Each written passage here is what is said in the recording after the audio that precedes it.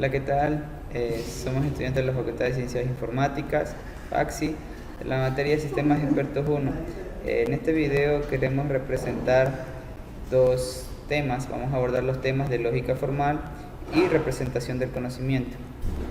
Los integrantes de este grupo son Álvarez Mero Euris, quien les habla, Álvarez Toala Ariel, Anchundia Delgado Pedro, Anchundia Bermeo Edi y Albia Quijije Rodi.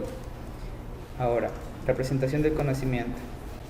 Bueno, aquí tenemos diversos ideas sobre lo que es el conocimiento.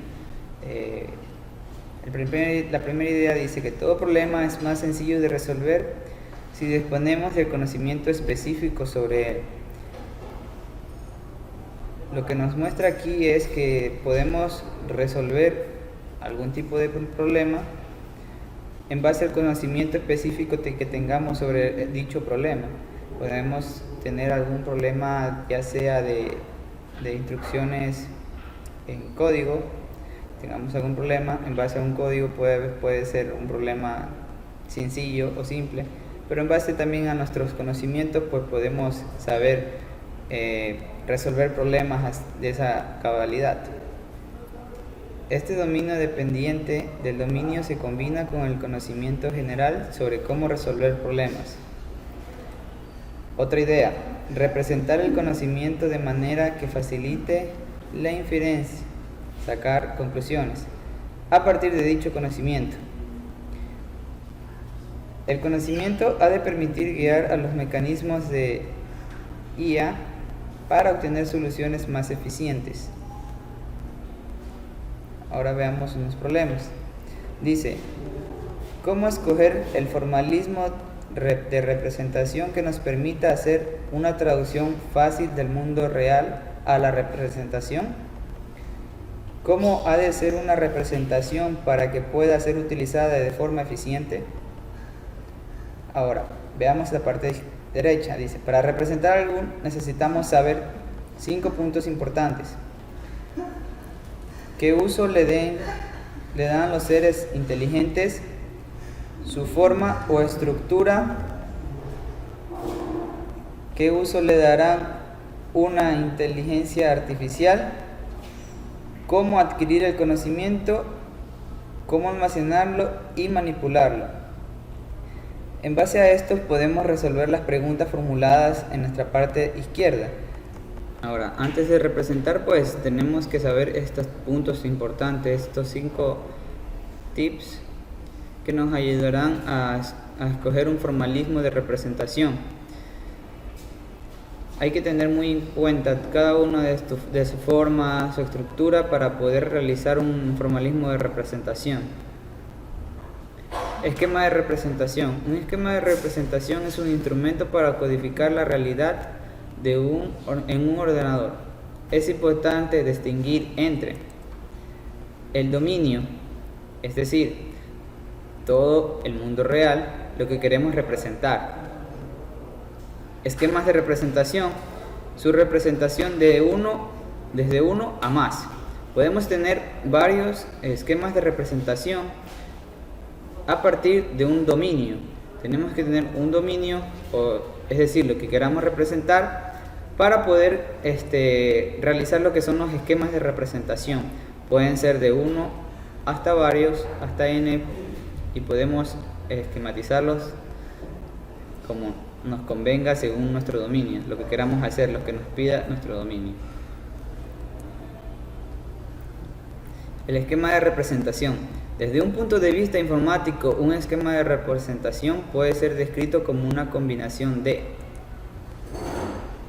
dos estructuras, de la parte estática y de la parte dinámica. Parte estática son estructuras de datos que codifican el problema en curso con el que se enfrenta el agente. La parte dinámica son estructuras de datos que almacenan el conocimiento referente al entorno en que se desarrolla el problema. Y procedimientos que manipulan las estructuras de forma consistente con una interpretación plausible a las mismas. Ahora, ¿qué es la parte estática? La parte estática son operaciones que permiten crear, modificar y destruir elementos de una estructura. Estructura de datos que codifica el problema. Predicados que dan un mecanismo para consultar esa estructura de datos. La semántica de la estructura. Necesita definir la relación entre la realidad y la representación escogida. Ahora, en la parte inferior podemos observar una representación, dice. La representación va a contener un elemento y una estructura desde el mundo real. Ahora, continuaremos con la presentación con otro compañero. A continuación de lo que dijo mi compañero Euris, pues yo le voy a continuar con lo que sigue del tema. Continuamos con la parte del esquema de la representación, donde el cual tenemos, si se podrán dar cuenta en el mapa mental o conceptual, tenemos lo que es la parte dinámica, las cuales son estructuras de datos que almacenan conocimiento referente al entorno o dominio en el cual se desarrolla el problema. Los procedimientos los cuales permiten esto serían: interpretan los datos del problema de la parte estática a partir del conocimiento del dominio, o sea, la parte dinámica. Controlan el uso de los datos, las estrategias de control y adquieren nuevo conocimiento. ¿Qué pasa con esto? Pues que lo que decía a continuación mi compañero, pues nos dan ciertos datos en un ejemplo para ciertos problemas, y nosotros lo que debemos es controlar los usos de datos, hacer un tipo de estrategia de control para adquirir nuestro conocimiento. Continuando con el tema, pues tenemos los tipos de conocimiento, lo cual tenemos tipo de conocimiento declarativo en la parte derecha del mapa mental, que se divide en tres, como son conocimiento relacional, el conocimiento heredable y el conocimiento inferible. Ya, ¿qué nos dice esto? Que la parte del conocimiento declarativo es la parte del que se representa la forma independiente de su uso posterior. El control del uso adecuado se logra. Tenemos dos partes: mediante heurística del propósito general que determina la mejor manera de usar dicho conocimiento, o mediante la adición de información sobre el control del uso del conocimiento declarativo al cual se dirigirá el mecanismo de resolución. En la parte de lo que es el conocimiento procedimental, el cual es representado mediante implica la inclusión de información sobre cómo usarlo. Esto, como nos dice, es como un ejemplo sencillo, pues les puedo decir como, por decirlo así, empezar a jugar naipe. Nosotros, ciertas personas no sabemos, pues, y nos enseñan cómo usar las cartas y qué juegos poder hacer. Ese sería un ejemplo de conocimiento procedimental. Conocimiento relacional simple, que tenemos la forma más simple de representar hechos declarativos, es mediante un conjunto de relaciones expresables mediante tablas como en una base de datos.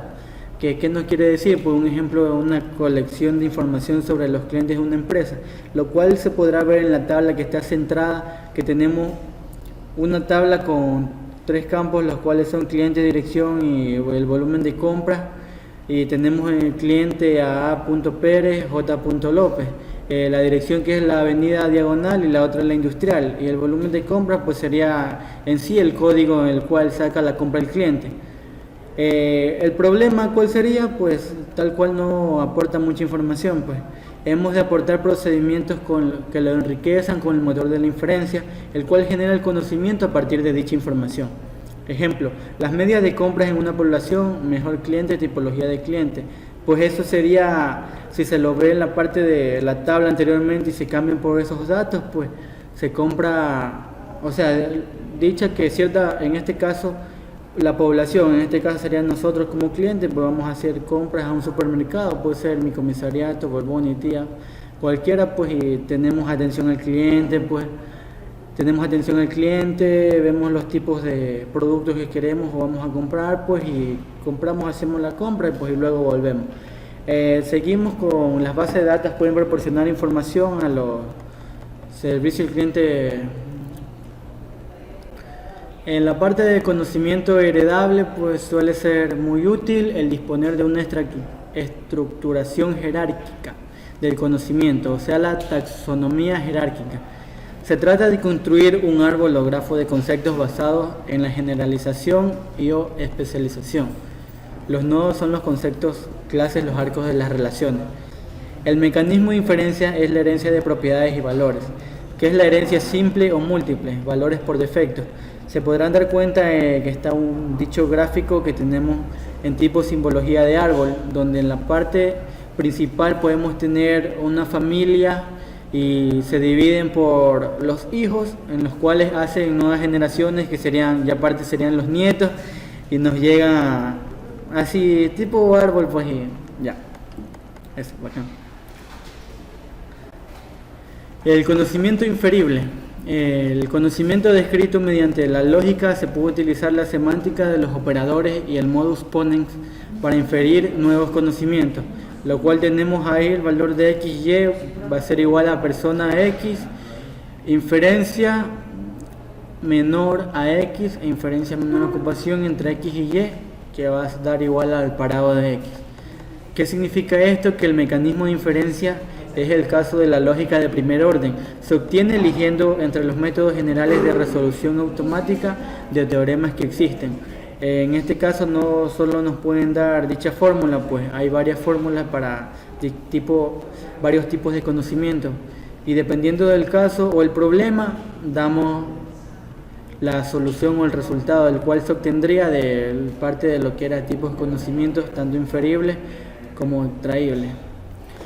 Conocimiento procedimental. Conocimiento que, a diferencia del declarativo, incluye la especificación de los procesos de uso del conocimiento. Programas. Utilizan funciones para obtener el conocimiento a partir de información o de otro conocimiento que ya se tiene. Tenemos, por ejemplo, la fecha de nacimiento, fecha y bajo nacimiento. También las funciones de edad. Tenemos reglas de producción. Si se cumplen unas condiciones, entonces se realizan unas acciones u otras. Ejemplo, si condición, entonces acción. Tenemos la condición. Este tipo de conocimientos suelen ser eficientes computacionalmente, pero hacen más difícil la inferencia y la adquisición o modificación. Tenemos la computación basada en lógica formal, que estudia el pensamiento y las condiciones ideales que hacen posible el conocimiento progresivo en orden a la verdad. Estudia el pensamiento en cuanto que lo analiza para descubrir sus formas y condiciones de corrección. Estudia los modos o formas que se realizan para los razonamientos. El objetivo de estudio de la lógica formal. El objetivo central de la lógica formal es el estudio de las formas estructurales, contenidos del pensamiento, tanto de la vida cotidiana como del científico, y de sus relaciones necesarias y recíprocas. Las formas principales son conceptos, juicios o proposiciones y razonamientos. Bueno, tenemos la inferencia y razonamiento. Dice que el término de razonamiento tiene dos acepciones. Una procesal, que es la actividad del agente que razona, y una funcional, que es la relación entre las premisas y las conclusiones. Tenemos que es el proceso que permite llegar a conclusiones que pueden o no ser correctas, a partir de un conjunto de hechos conocidos como verdaderos. En la lógica se estudian las condiciones bajo las cuales estos pasos son correctos, pero no cómo y en qué orden deben realizarse. Se supone que la mente dispone de los mecanismos adecuados para hacerlo. Si la gente es un computador, entonces un asunto propio de la inteligencia artificial. Tenemos las reglas de inferencia lógica. Modus ponens. Si P es diferente a Q son verdaderas, entonces que tiene que ser verdadera. Tenemos modus tollens. Si P es diferente de Q, que es verdadera y que es falsa, entonces P tiene que ser falsa. Y tenemos la resolución que si P y Q es verdadera, entonces tiene que ser verdadera. Ya. Mi nombre es Rodi Albia y le voy a hablar sobre el siguiente tema, que es método de razonamiento lógico. Acerca de este método de razonamiento lógico se lo subdivide en tres subtemas, que es el método deductivo, el método aductivo y el método inductivo. Acerca del método deductivo, nos define que sus conclusiones son siempre correctas. Entonces decimos que para todo P, Q, R, si P es mayor que Q y Q es mayor que R, entonces P sería mayor que R. Esto es lo que respecta al método deductivo. En el método aductivo nos dice que sus conclusiones pueden o no ser correctas. Entonces P es mayor que Q, decimos que es verdadera, y Q es, entonces P puede ser verdadera. En el método inductivo nos viene a dar la siguiente definición, en donde sus conclusiones pueden o no ser correctas. Es la base de la investigación científica, donde si P en función de A, P en función de B, hasta P en función de N son verdaderas, entonces se puede concluir para que todo X, P en función de X, puede ser verdadero. Ahora le voy a dar una pequeña explicación sobre lo que es el Prolog. El Prolog es un lenguaje de programación para inteligencia artificial que hace uso de la lógica de predicados. Fue desarrollado por Philip Rouse y Alain Kolmorous en la Universidad de Marsella en 1972. No obstante, el compilador lo construyó el matemático Robert Kowalski del Imperial College de Londres. Prolog es un lenguaje de programación centrado alrededor de un pequeño conjunto de mecanismos básicos, incluyendo la unificación de patrones, estructuración de datos basada en árboles y retroceso automático. Es apropiado para problemas que involucran objetos estructurados y relaciones entre ellos. Ahora aquí viene una representación semántica ya en un mapa conceptual acerca de la programación en Prolog. La programación en Prolog se lo subí en 3 características, que decimos que está basada en lógica de primer orden, LPO o lógica de predicados. En lo que es la siguiente característica es que consiste en definir relaciones y preguntar acerca de dichas relaciones. En la tercera característica, el programa está conformado por cláusulas.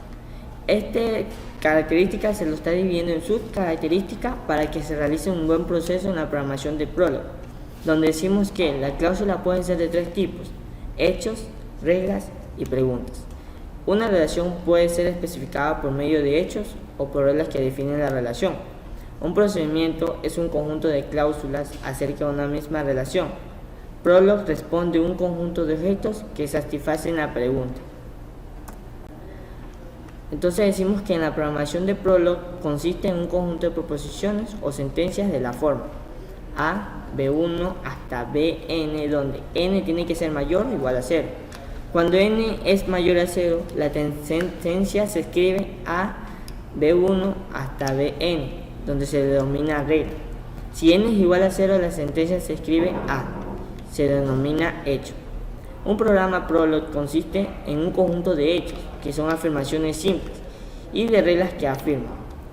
El hecho A es cierto si son ciertos los hechos B1 y B2 hasta que se realiza la función en B sub n.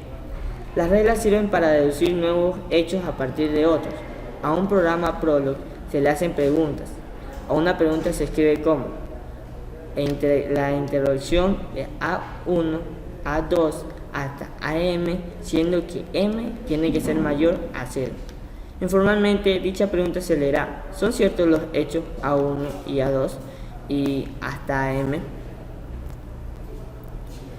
En lo que respecta a la siguiente programación de Prolog, decimos que se establece si un objeto definido satisface una pregunta. Sigue un proceso complejo que involucra inferencia lógica y un mecanismo de retroceso, que es el backtracking. Esto es hecho automáticamente y está oculto al usuario.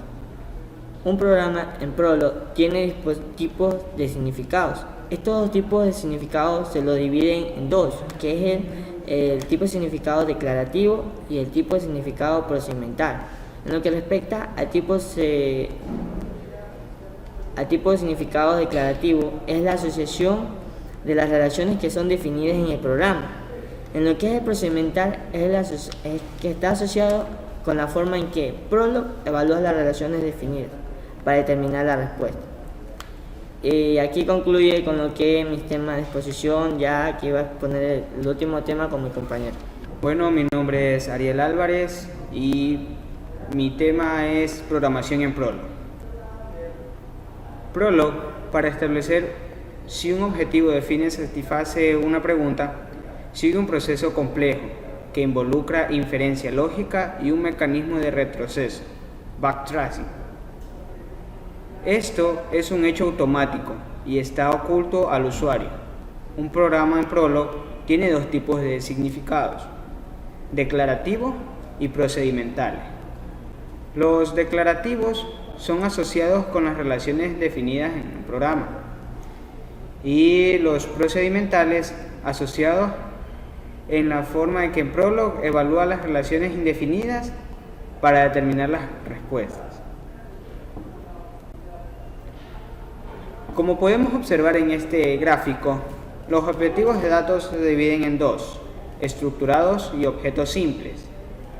Los objetos simples también se dividen en dos, que son variables y constantes, y los constantes se dividen en atómicos y números.